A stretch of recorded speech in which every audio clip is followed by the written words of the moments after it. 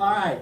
Well, I'm going to start by asking Alex to identify who I'm talking to that I don't see, in case I have any hecklers in the remote world. Hey, Dan, it's Lori. Oh, God. All right, who else? We have about 11 people signed on. Are you kidding me? There are 2 Bethany's there.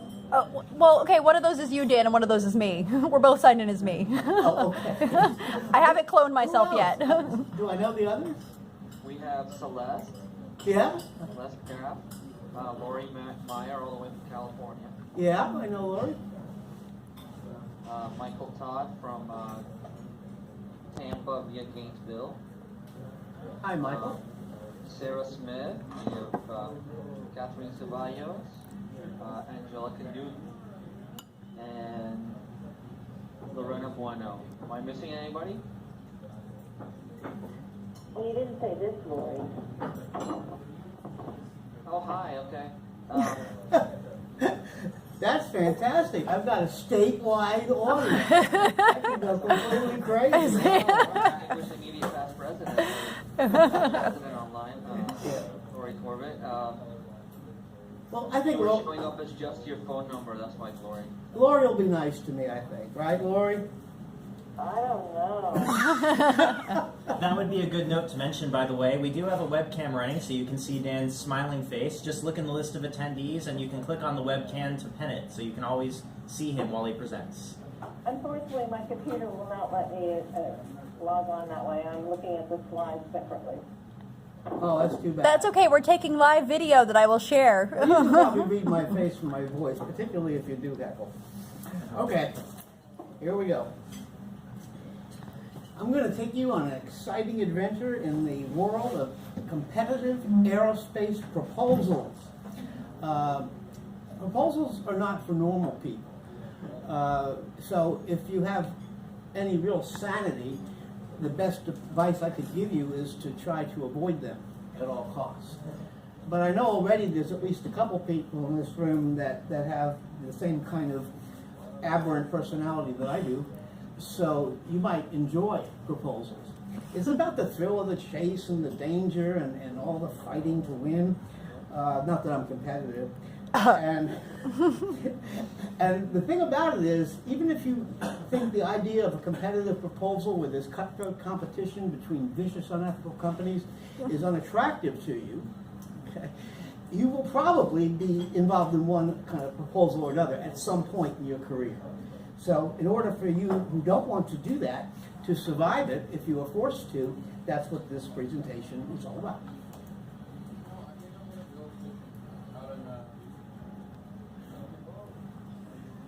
I'm not going to read agenda to you. I've been a school teacher, a professor for 40 years, and I would hate like anything when the person would just read the slides. So here's the agenda.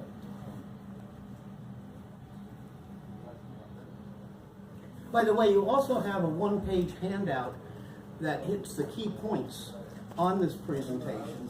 There's a little space at the bottom of that if you want to jot down any notes. One thing in particular I'd appreciate it if you did is if you have a question, jot it down there and ask it at the end of the presentation. That'll be more efficient than trying to stop and start. Now, if I use a term or something that is absolute Greek to you, then just jump in with a quick clarification question. But for the meaty questions, like how in the world did you survive 40 years in this business, save that for the end. Of course, I will have told you by then. Do you need one now? Yeah.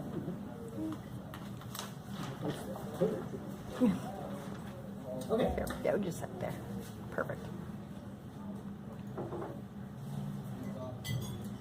That's not new. Know your audience. In fact, it goes all the way back to Aristotle at the root of rhetorical analysis.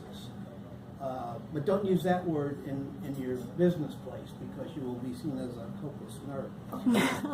I once used the word rhetorical analysis and they basically laughed me out of the room. The next time I gave the presentation, I said, I'm going to give you some strategic marketing communication advice, which was, of course, rhetorical analysis. That was much better. What kind of proposals are there? There's many flavors.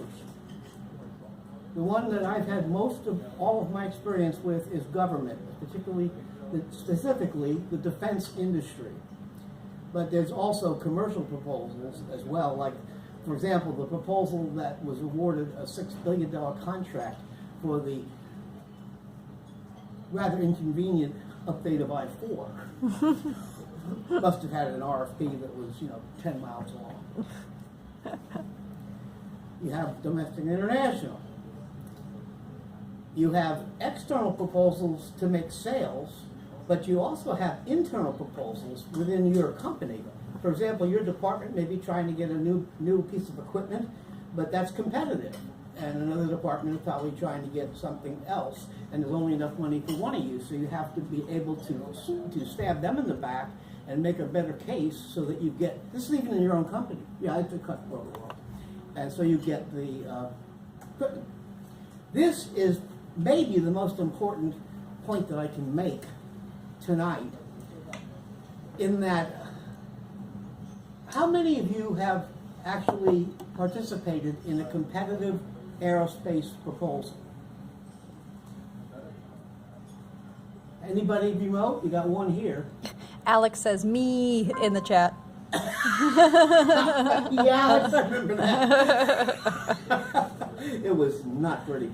But in any case, so 2 people? All right. So obviously my expertise is in competitive aerospace proposals. So my examples are going to be from competitive aerospace proposals. But a point I'd like to stress is that the same basic principles that will help you win a competitive proposal will help you win an award. Here you are nodding knowingly. Several of us, Lori's on them, we will talk about that. Yeah. Okay. Anyhow, if you're applying for an organizational award, these principles apply. Alex, cut Lori off when we get to that part. Scholarship applications are RFPs. They're requests for a proposal, a nomination of yourself for a scholarship. And job applications. Resume and portfolio and your interview are a proposal. You are the product. So keep that in mind all the way through this. I think that you find it helpful. All right, focus on the customer. Many types of customers. There are proposals. I can't overemphasize this. Know what your customer wants. Know what the criteria are for the award or the scholarship. Read the job description of the job you're applying for. This is so basic, but it makes a difference of being, win the award, lose the award. Get the scholarship, not get the scholarship. Get the job, get kicked out the door. Okay? And know what your customer values. One of the biggest mistakes I've seen in my 40 years is when Lockheed Martin, who does have a reputation for being arrogant technically, knows better than the customer what the customer wants. That is insulting. And it is a very good lose strategy, but not a very good win strategy. You not only have to show that you understand what the customer wants and that you can deliver it, you have to do that in a way that shows that you are better than your competition. If you can, show you're the only competitor that can deliver, but don't do that if that's not the case. Customer value propositions. Fancy way it boils down to 3 things that basically drive the aerospace industry and basically drive the commercial industry and drive just about everything. And this is the triangle of cost, schedule, and quality or performance. Quality if it's a product you're selling, performance if it's a service you are selling, or the performance of your product, if it's a car.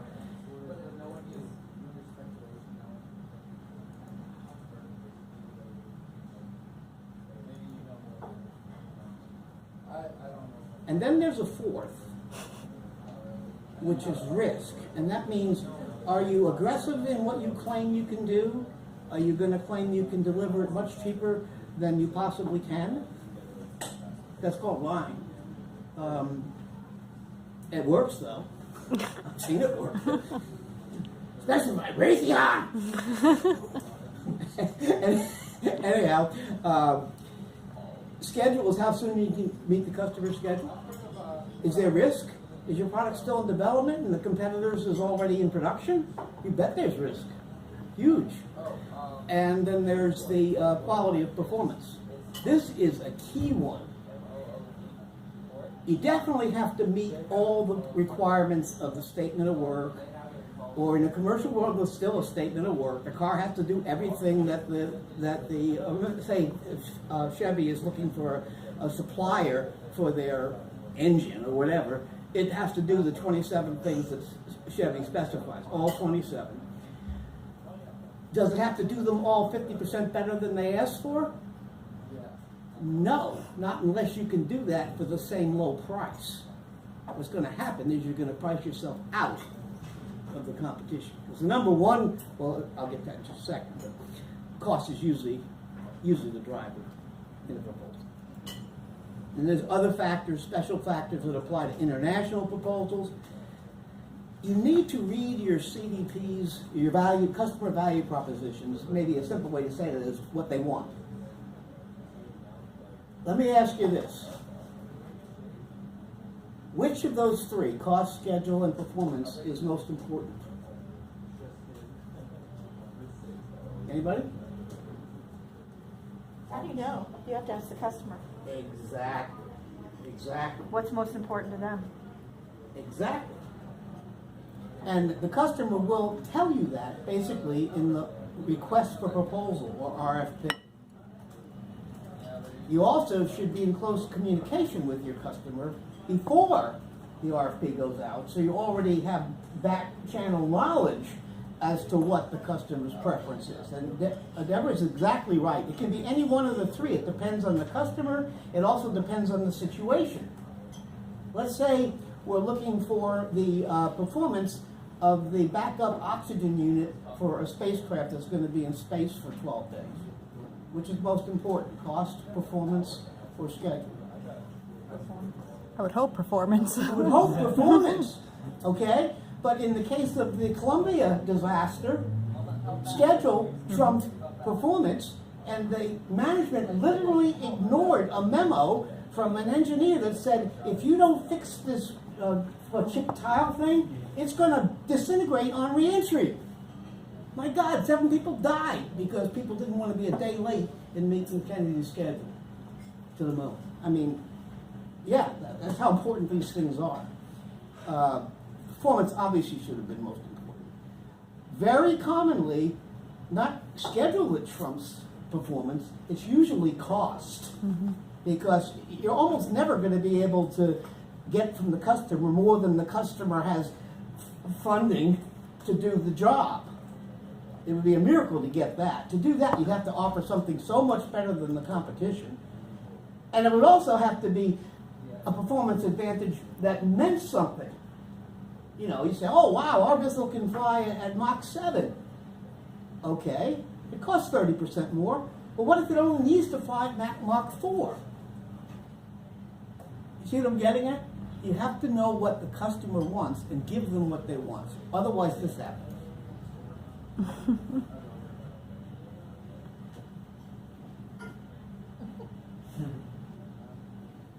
My wife's running into this now. She's now selling Tesla automobiles. And Tesla has no cheap models. Their cheap one's 58, okay? So she does have this problem, but they also have one that's 150. Mm-hmm. And she doesn't sell that to somebody who doesn't obviously have deep pockets coming in. It's really cool. It goes from 0 to 60 in 2.2 seconds. It can beat a race car. And the reason that it can do that, for the first to 60 it can be. But basically that's because it's an electric engine. It's no gasoline engine. The torque is instant. When you step on it in a Tesla, especially that super Tesla, it throws you back in the seat at about 5 Gs, like you've been launched in a spacecraft. It's really cool. Anyhow, I digress. Just to clarify, you're not also selling us Teslas tonight. Actually, my wife has one. No. You want a Tesla? I've never driven it. an opportunity. You know, they can drive themselves, literally. I mean, it's not legal yet, but we have one that we bought as a test vehicle because Elon Musk gave us, not us personally, but all his employees, an $18,000 discount to agree to test drive the car. So who couldn't turn down a deal like that? And when it's legal, the car will be able to drive itself, meaning you could basically be going to a party and have to stop at Walgreens or something, or Walmart. And your wife wouldn't be ready because women are never ready on time. Dan. Be careful. Be careful, Dan. So what we would... Dan is just baiting us. He doesn't believe that. So what I would do in a situation like that with our Tesla, once it's legal, I could go to Walmart, do what we had to do there, send the car back to get my wife. Actually, the car we bought was in Atlanta, and we had to fly up there to get it. But if it was illegal, we would have had it to come to us. We could drive all the way. Does stop signs, speed limits, it's scary actually. The value chain, getting back to my topic. A successful proposal delivers value every step along the supply chain. What's the supply chain? It starts, if it's a major proposal, like for a major system of any kind, you as the prime contractor, the lead contractor, are going to be subcontracting a significant part of it out to suppliers who make specialty parts of your product, whatever it is. Lockheed Martin doesn't make rocket engines, but we make missiles. Well, we better have some good suppliers that make engines for those missiles, right?